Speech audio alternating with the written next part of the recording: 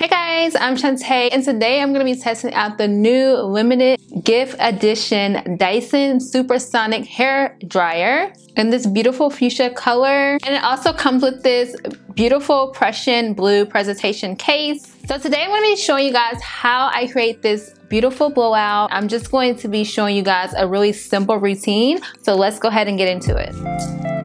So I will be using the wide tooth comb attachment to stretch and lengthen my curls as I dry to get this simple, beautiful blowout look.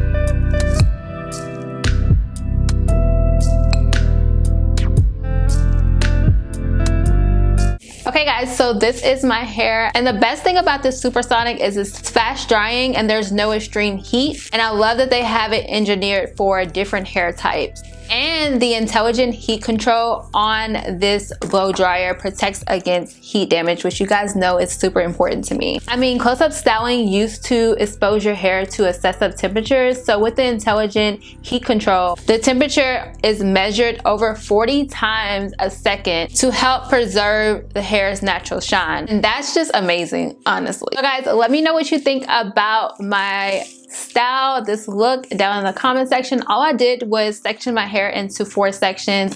I blow dried my hair and I did a little bit of braiding at the end of my blowout because I wanted my hair to lay flat, and I only left it in for like an hour or so just so that it wouldn't create waves and it would be like more of a straight look. Because I've seen how well the Supersonic did on my blowout, I definitely wanted to just keep it like this. I love it. I have all the information for the Dyson Supersonic down in the description box for you guys so that you can pick up yours for yourself. You will definitely not regret it. Thank you guys so much for clicking on another one of my videos, and I'll see you guys in my next one. Bye.